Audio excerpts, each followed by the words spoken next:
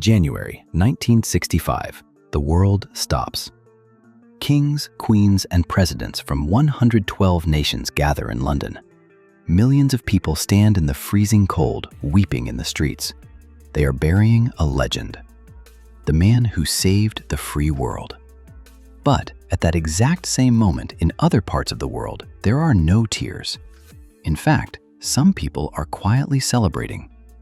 How is that possible? How can one man be remembered as the ultimate savior of humanity in Europe while being cursed as a ruthless monster in India, Africa, and the Middle East? Welcome to History on Trial. Today, we aren't just opening a history book, we are opening a cold case. We will look at the genius, the weird habits, the heroic triumphs, and the horrifying dark secrets of Winston Churchill. I will give you the evidence, both the light and the shadows. And at the end of this video, you will be the judge. The trial begins now. To understand his greatness, you must understand how close the world came to total darkness. It is May 1940. Hitler's war machine is unstoppable. France has fallen in a matter of weeks. The British Army is trapped on a beach called Dunkirk. In the halls of London, the smart politicians are terrified. They want to surrender. They want to make a peace deal with Adolf Hitler. But then, Winston Churchill steps up. Churchill was not your typical hero. In fact, he was a very strange man. He drank whiskey for breakfast. He smoked up to 10 cigars a day.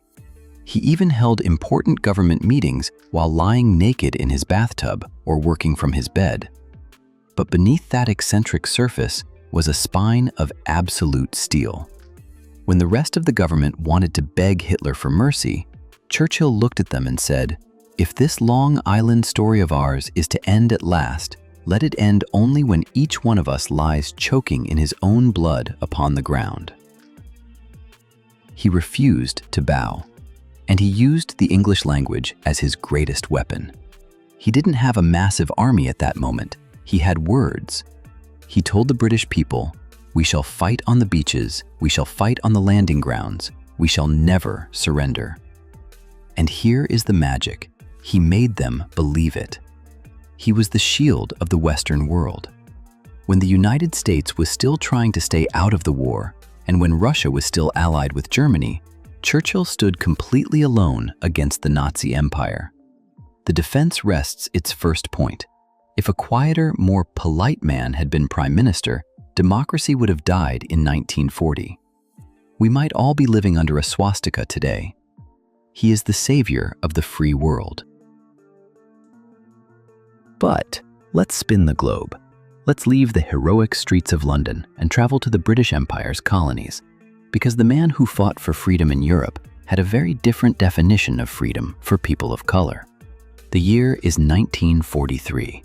While Churchill is fighting the Nazis, 3 million people are starving to death in Bengal, India. 3 million souls. The prosecution's charge is horrifying. This was not a natural disaster, it was a choice. Churchill's government was exporting thousands of tons of rice out of India to build up reserve stockpiles for British soldiers, while Indian mothers were forced to watch their children die in the streets. When the British Viceroy of India begged Churchill to send emergency food, Churchill refused. Instead, he sent a telegram with a chilling question. He asked, "If food is so scarce, why hasn't Gandhi died yet?"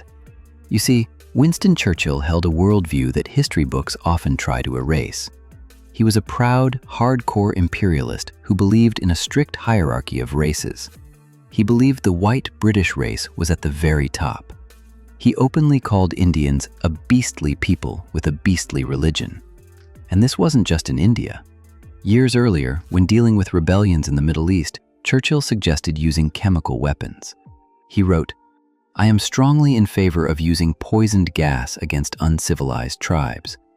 To the defense, he is the man who defeated a racist dictator. But to the prosecution, he was a man who believed that some lives were simply worth more than others. He protected human rights in Europe, but trampled on them in the colonies. Can you truly be a champion of freedom if you are keeping half the world in chains? And here we are, at the crossroads of history. Both sides of this story are absolutely true.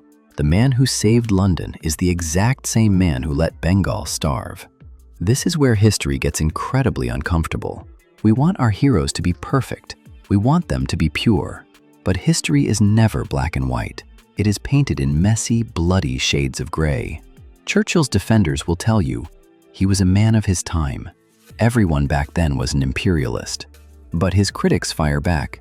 Is mass starvation ever acceptable? Is racism an excuse for letting millions die when you had the power to save them? But let's ask one final terrifying question. If Winston Churchill had been a nice man, if he was a gentle, politically correct, perfectly moral leader, would he have had the crazy, stubborn arrogance required to defeat Adolf Hitler? Maybe his greatest flaw, his absolute, unshakable belief that Britain was superior to everyone else, was the exact same psychological armor he needed to save the world. He was a bulldog, and when you unleash a bulldog to fight a wolf, you can't be surprised when it bites. The prosecution and the defense have rested their cases.